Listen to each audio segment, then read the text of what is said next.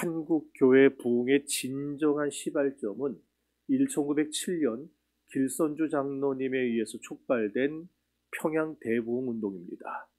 이것은 교회, 기독교 역사를 공부한 사람이라면 어느 누구도 부인할 수 없는 사실입니다. 물론 그 이전인 1903년에 로버트 하디 목사가 선교사가 주도한 원산 부흥회가 한국 부흥의 시초다라고 말하는 분도 있지만은 그 부흥회는요, 엄격히 말하면은 선교사님들과 목회자들, 목사님, 전도사님들만이 모인 그런 성경 공부 시간이었어요.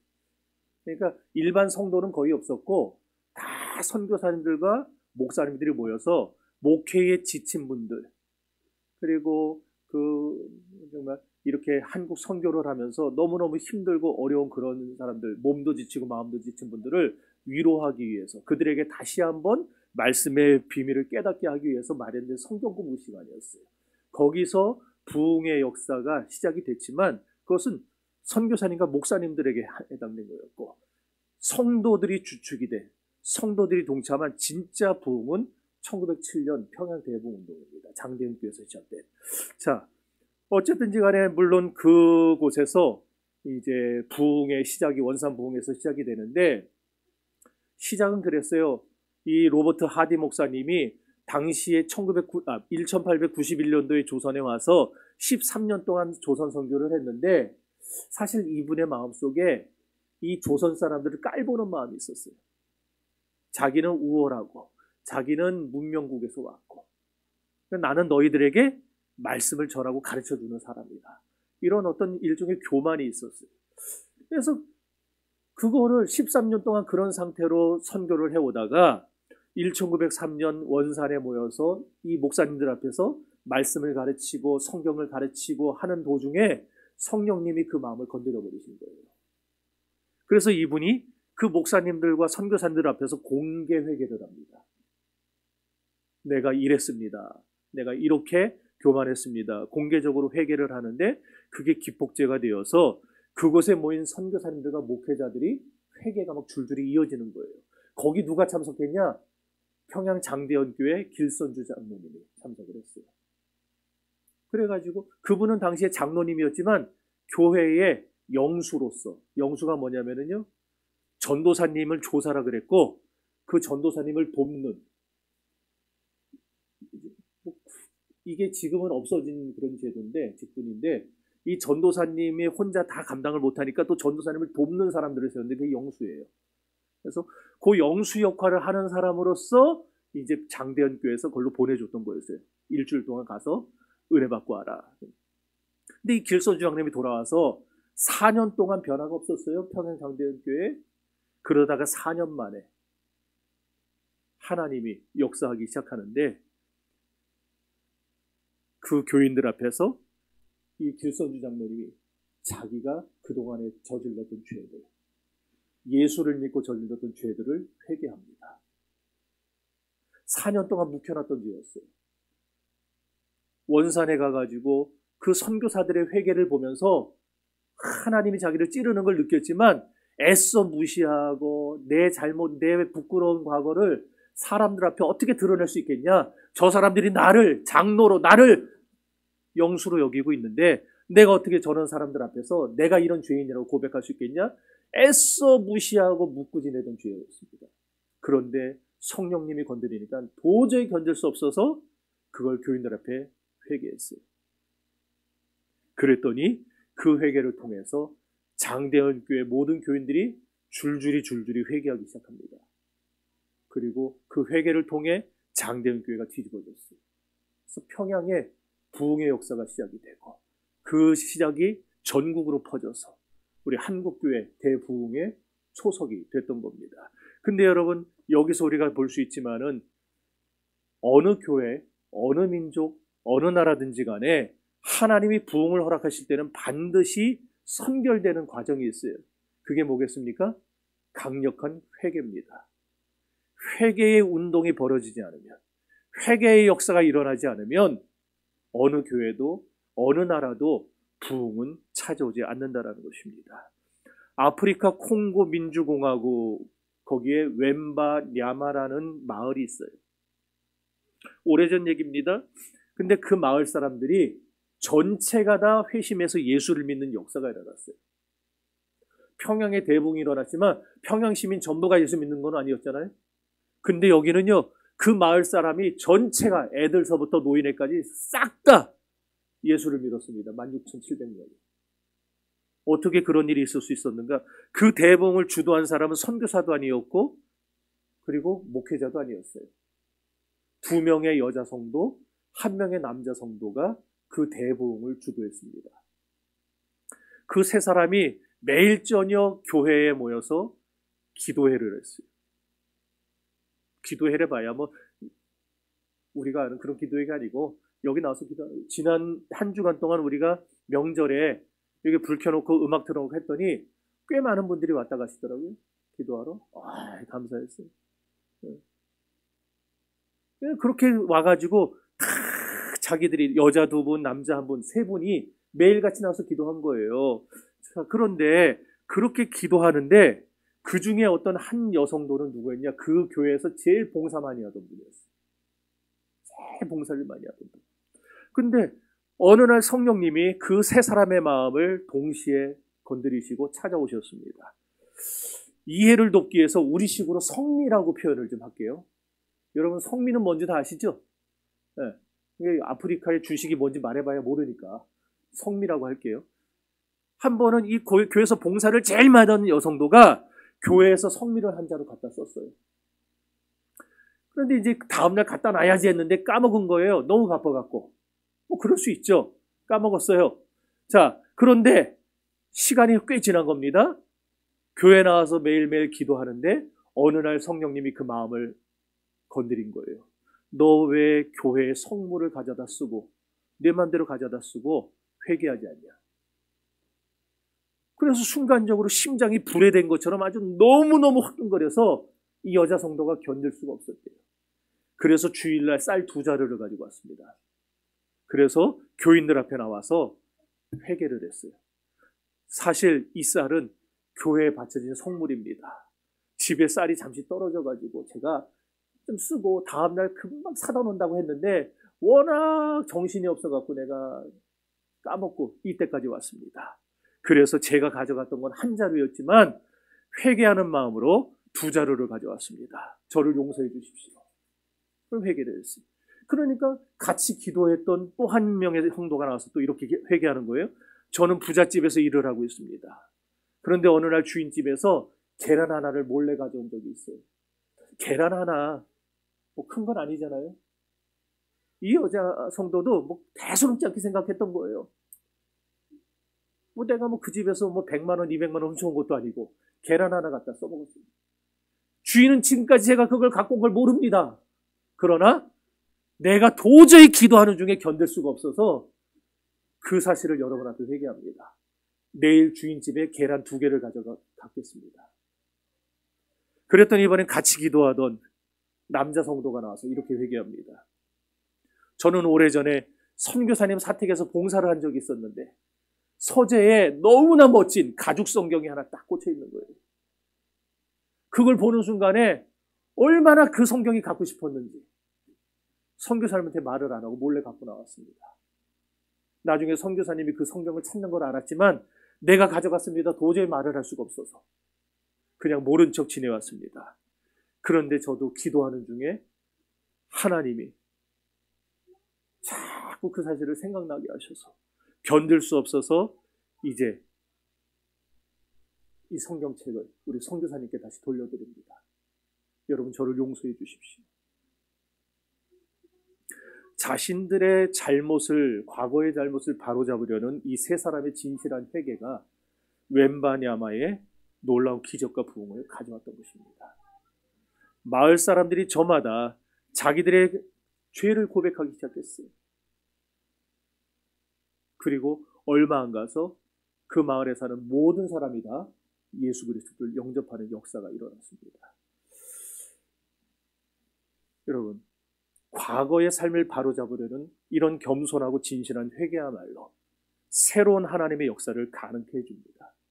아울러서 새로운 삶을 살게 하는 창조적인 역사를 불러일으킵니다.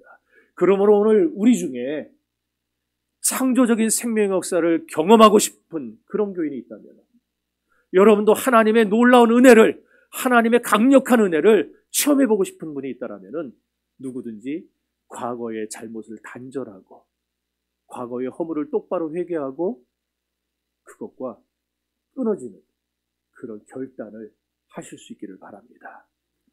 여러분은 세상 사람들과 우리 그리스도인들의 가장 큰 차이점이 뭐라고 생각하세요? 저는 자기 잘못을 감추려 드느냐, 그것을 드러내놓고 회개하느냐에 달려있다고 생각을 합니다.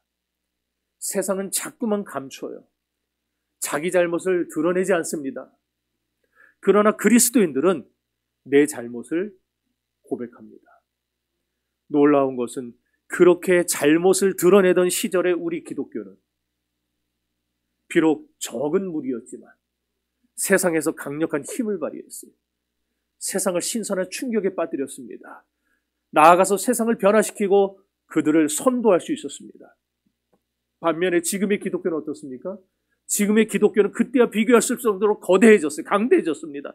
정치인들이요, 우리 교회는 안 오지만 웬만한 교회는 다 갑니다. 신일교회도 가고 저쪽에는 주님 앞에 제일교회도 가고 다 갑니다. 몇백 명만 돼도. 선거철만 되면 교회를 찾아요. 예수도 안 믿는 것들이.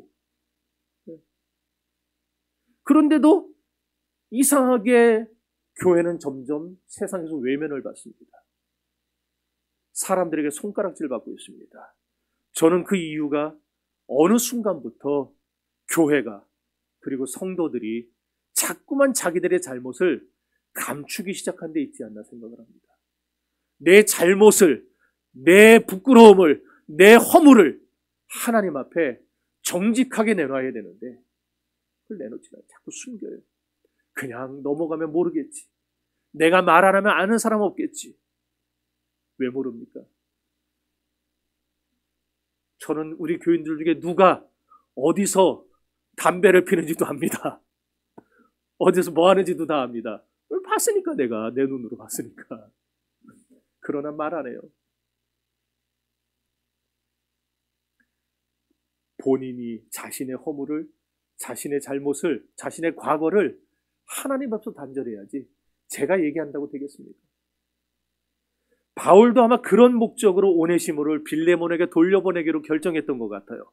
오네시모의 잘못된 과거를 단절하라고, 오네시모의 허물을 돌이켜 회개하라고 말이죠. 오늘 본문 13절과 14절을 읽어봅시다. 시작.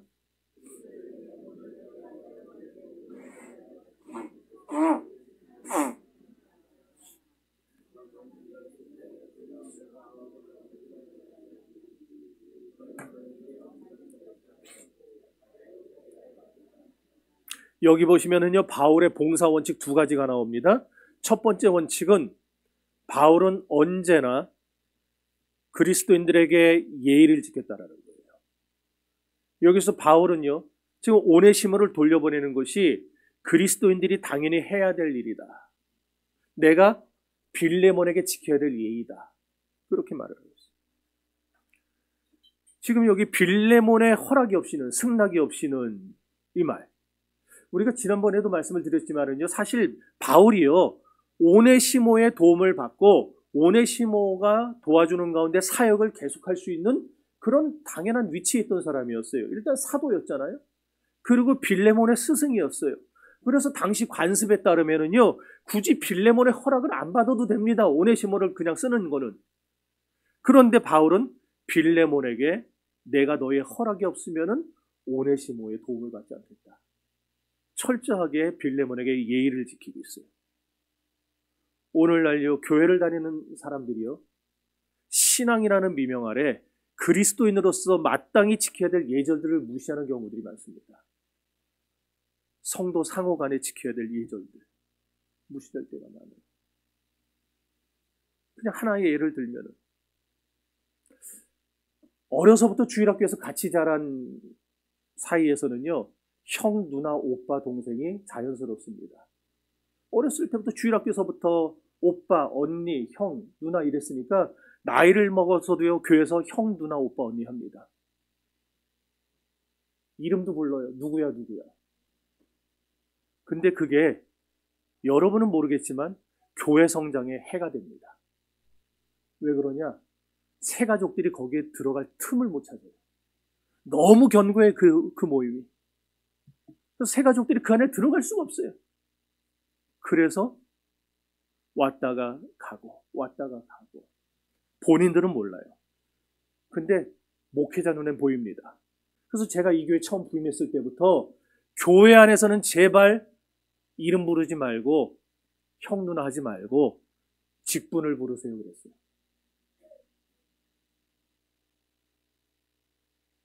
노회나 목사님들 모임에 가도요, 꼭 별것도 아닌 분들이 이 다른 사람을 하대하는 경우가 있습니다. 아니 뭐 대단한 분이 아니에요. 대단한 능력자도 아니에요. 그런데 자기보다 조금 나이가 젊은 것 같으면은요, 어이 목사님들, 어이 누구 일로 와봐, 일로 와봐. 그런데 인격이 올바른 분들을 보면은 큰 교회 목사님들도 젊은 전도사님한테 경호를 씁니다. 아니 전도사님 좀 밝혔어요. 식사 자리에 전도사들이 목사님들 잔뜩 있는 자리에서 전도사들이 식사를 제대로 할 수 있겠어요? 그런 공식적인 모임에? 그래서 막 쭈뼛거리고 들어오지 못하니까 그 목사님이 직접 딱 데리고 들어오시더라고요. 여기 앉으시라고. 식사하세요. 여기 식사 좀 차려주시라고. 그 식사하면서 계속 경어를 쓰시고. 제가 그걸 보고 큰 교회는 그냥 되는 게 아니구나. 여러분들은요, 언제나 상대방에게 최선을 다해 예의를 지키십시오. 왜 아멘을 안 한대요? 뭐 기분 나빠요? 끝까지 할 거예요, 앞으로도? 형, 누나, 언니, 오빠는요, 사석에서 하세요, 나가서. 그건 안 말립니다. 근데 교회 안에 들어오면은요, 직분을 부르세요. 집사님, 성도님, 부르세요. 그 예의를 지키고, 거기서부터 상대를 존중하고 세워주는 마음이 시작되는 거예요. 두 번째로 바울의 원칙은 언제나 억지로가 아니라 자의로, 스스로 봉사할 것을 가르쳤습니다. 여러분은 신앙생활을 지금 억지로 하고 계신 분 있습니까, 혹시? 있을 수도 있겠죠? 엄마 때문에, 아빠 때문에. 아니면은 아내 때문에, 남편 때문에. 억지로 하는 것과 자의로 하는 것은요, 너무 큰 차이가 납니다. 스스로 얘기했어요. 억지로 하는 것, 억지로 하는 봉사, 억지로 하는 전도, 억지로 하는 구제, 그런 거는요, 아무 의미가 없어요. 기분 나빠서 헌금 안 하고, 마음에 안 들어서 봉사 안 하고, 하기 싫어서 전도 안 하고, 혹시 우리의 과거 생활이 그렇지는 않았습니까? 제가 여러 번 말씀을 드렸습니다. 우리 교회는 큰 교회가 아니에요. 작은 교회입니다. 그러다 보니까 교회에서 일할 수 있는 자원이 한정되어 있어요. 근데도 몇 사람에게 자꾸 일이 집중됩니다. 그 당사자는 힘들겠죠. 괴롭겠죠. 그럼에도 불구하고 저는 하기 싫다는 사람에게는 일을 안 맡깁니다.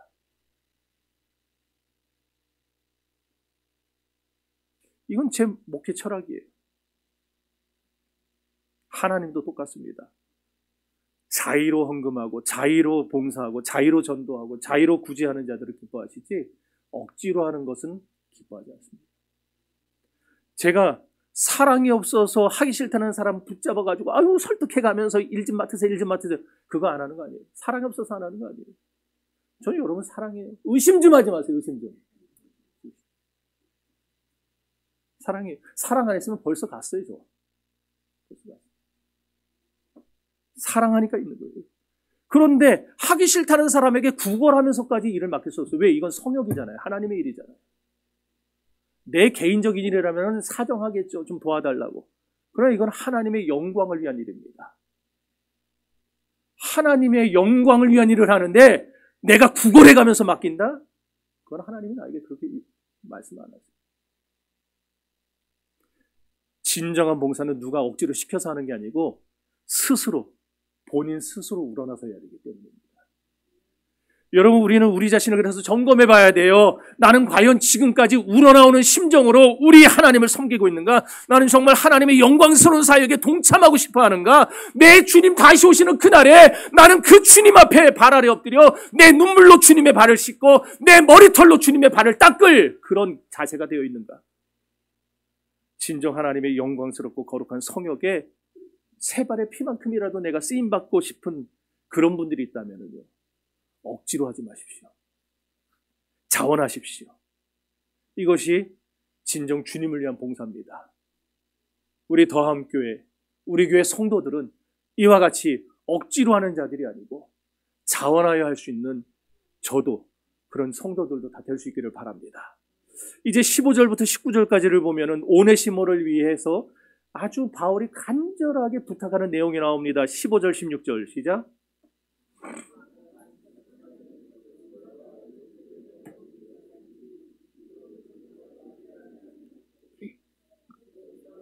곧 사랑받는 형제로 둘 자라 내게 특별히 그러하거든 하물며 육신과 주 안에서 상관된 내게랴. 아멘. 이게 지금 뭐냐 하면은요, 바울은 지금까지 일어났던 이 모든 사건들, 오네시모가 빌레몬을 떠났다, 여기 떠났다고 했지만 사실 빌레몬이 좋게 떠난 거 아니잖아요. 도망쳤고 재산을 훔쳤고 사람을 해치었고 아주 온갖 나쁜 짓은 다 했어요. 근데 이렇게 떠났다가 나를 만나고 예수를 믿게 되고 이와 같이 나를 돕는 자가 되고 이 모든 일련의 사건들, 이걸 가리켜서 뭐라고 하느냐? 하나님의 섭리라고 하는 거예요. 그러면서 여러분, 오네시모가 빌레몬에게서 도망치기 전에 그 두 사람의 관계는 어떤 관계였었죠? 주인과 종, 주인과 노예의 관계였었어요. 자, 그래서 살아있는 동안에는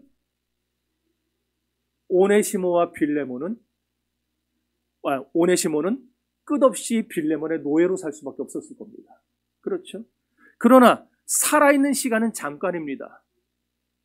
반면에 죽음 이후는 영원합니다.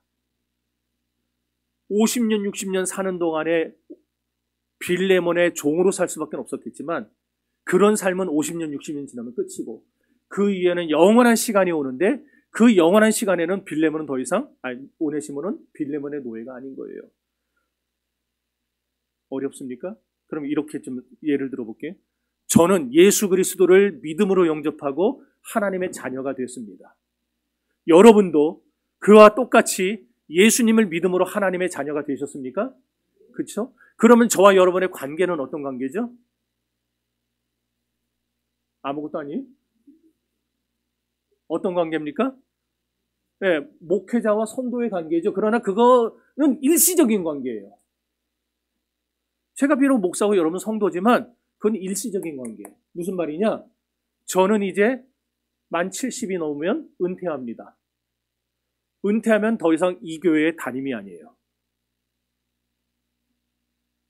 새로운 담임 목사님이 오실 겁니다. 그럼 그분과 여러분이 다시 목사와 성도의 관계를 맺는 거예요. 그죠? 그래서 일시적인 관계라고 말씀드린 거예요. 오네시모와 빌레몬이 주인과 노예의 관계가 있었지만 이거는 살아있는 동안에만 적용되는 일시적인 관계예요. 그런데 저도 하나님의 자녀요, 여러분도 하나님의 자녀라는 이 관계, 그리스도 안에서 한 형제와 자매가 된 이 관계는 일시적일까요? 영원한 관계입니다. 이거는 제가 이 교회의 사역을 다 마치고 은퇴를 해도 여러분과 저는 그리스도 안에서 한 형제요 자매입니다. 이것은 천국 가서도 계속 이어집니다. 영원한 거예요. 그렇죠? 이 관계는 그래서 세상에 사망이나 생명이나 천사들이나 권세자들이나 현재일이나 장래일이나 능력이나 높음이나 그 어떤 피조물이라 할지라도 우리를 끊을 수 없다고 그랬어요. 자, 읽겠습니다. 내가 확신하노니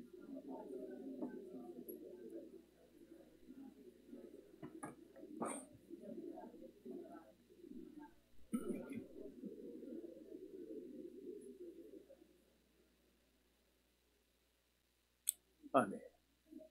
여러분, 우리의 일시적인 관계는 언제든지 끊어질 수 있어요. 그러나 우리가 맺은 영원한 관계는 끊어지지 않습니다. 그러니 얼마나 여러분 옆에 앉아있는 분들이 귀한 분입니까? 얼마나 소중한 분입니까? 그 소중한 사람을 내 진심을 담아서 내 최선을 다해서 예의를 지키면서 섬기라 이 얘기예요. 아시겠습니까? 오늘 비 온 다음에 날이 계속 그런가? 왜? 여러분 그래요. 도망간 오네시모가 예수님을 영접하고 다시 돌아왔을 때 오네시모와 빌레몬의 관계는요, 주인과 종의 관계를 넘어서 이제 영원한 관계로 접어든 겁니다. 오네시모가 과거에 빌레몬에게 큰 손해를 끼치고 도망갔을지 몰라도 이제는 그리스도 안에서 영적으로 회복되어 가지고 형제자매의 영원한 관계를 맺게 된 것입니다. 그래서 바울은요, 오늘 보면 16절과 17절에서 이렇게 말합니다. 다 같이 읽어봅시다. 이후로는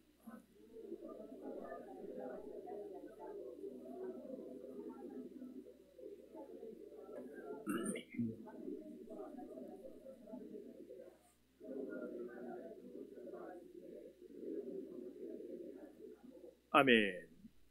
바울이 지금 빌레몬에게 뭐라고 부탁하고 있는 거예요? 오네시모를 더 이상 종으로 대접하지 말라 이거예요. 그리고 어떻게 대해달라? 그리스도 안에서 형제로 대해달라. 형제. 사랑하는, 그것도 사랑하는 형제로 영접해달라. 그렇게 부탁하고 있어요. 여러분이 얼마나 놀랍고 또 엄청난 반전입니까?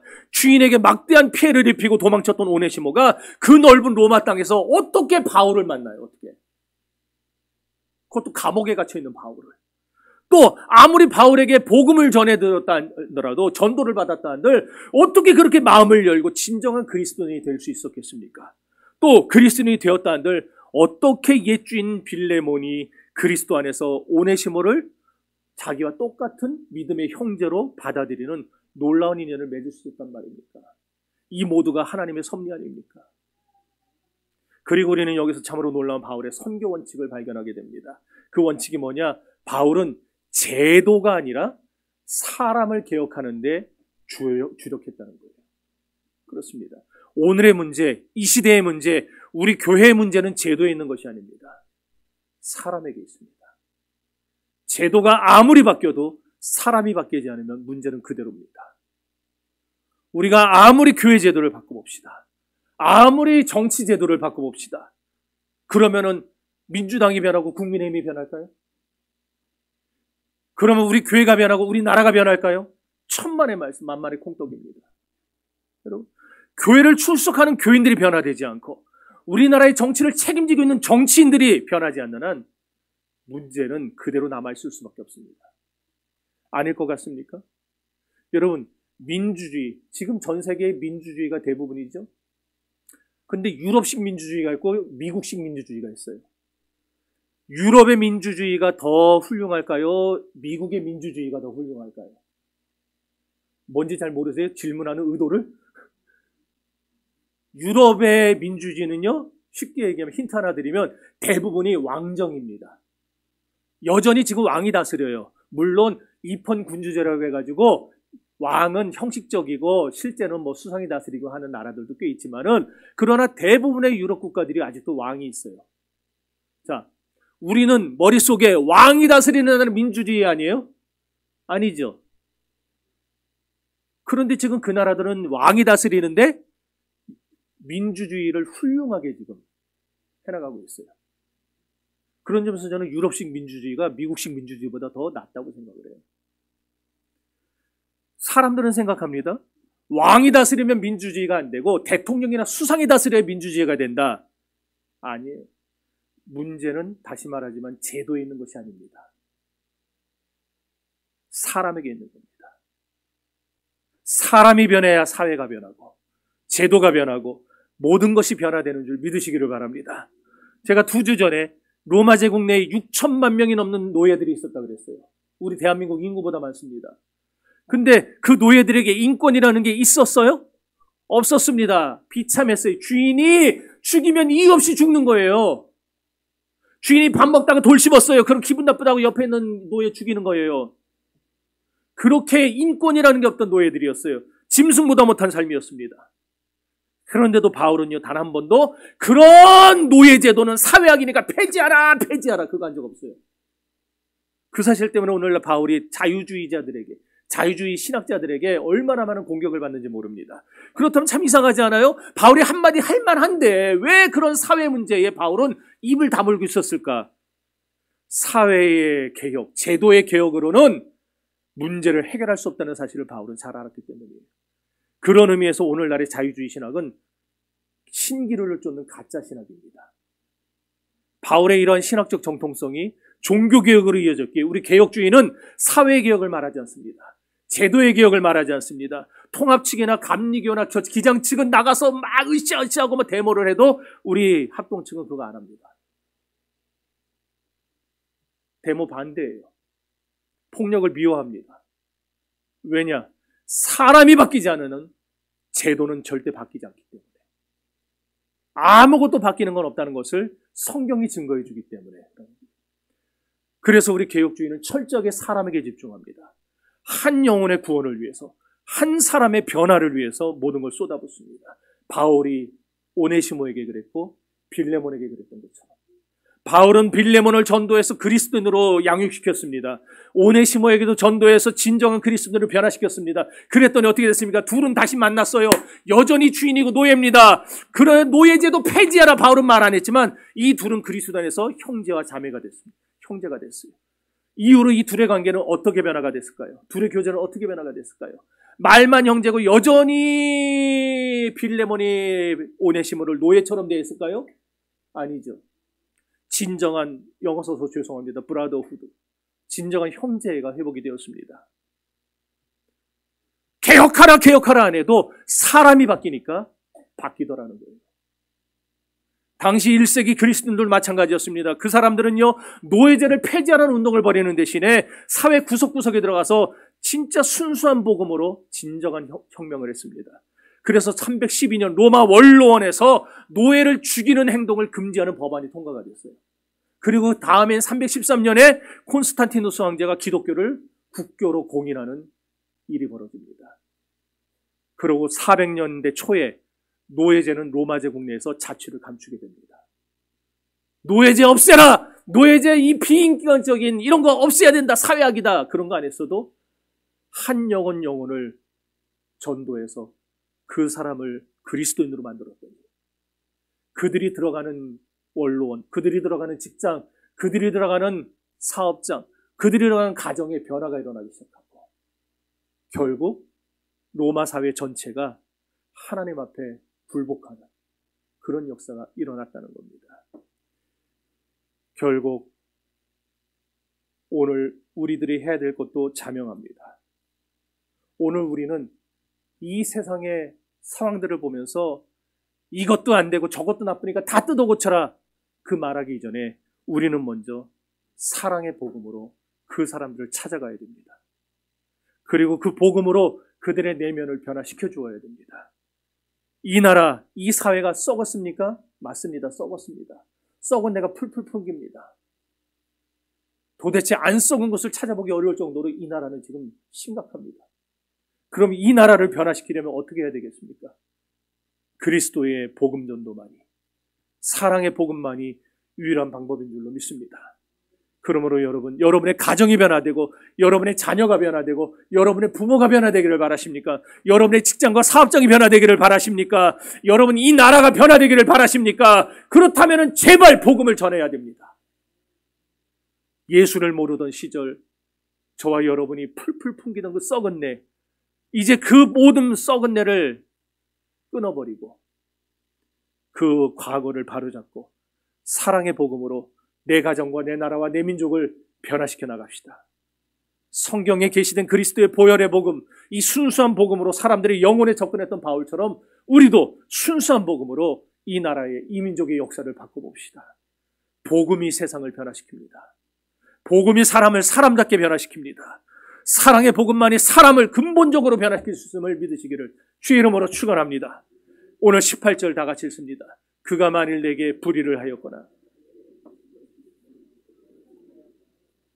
아멘.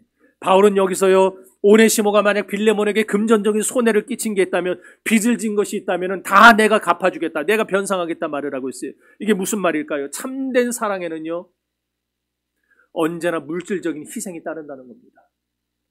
그리고 바울은 그 희생을 기꺼이 감수했습니다. 고린도후서 2장 15절에는 이렇게 말합니다. 내가 너희 영혼을 위하여 크게 기뻐함으로 재물을 사용하고 또 내 자신까지도 내어주리니 너희를 더욱 사랑할수록 나는 사랑을 덜 받겠느냐.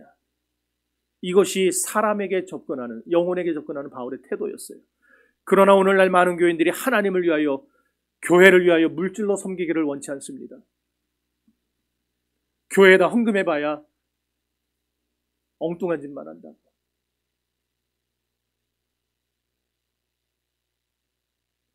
제 주변에도 보면은요, 여행은 잘 다녀요.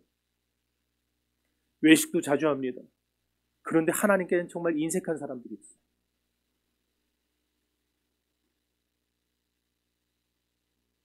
아웃백 스테이크 하우스 가서 한 끼 먹으면요, 할인받고 뭐 해도 10만 원이 넘습니다.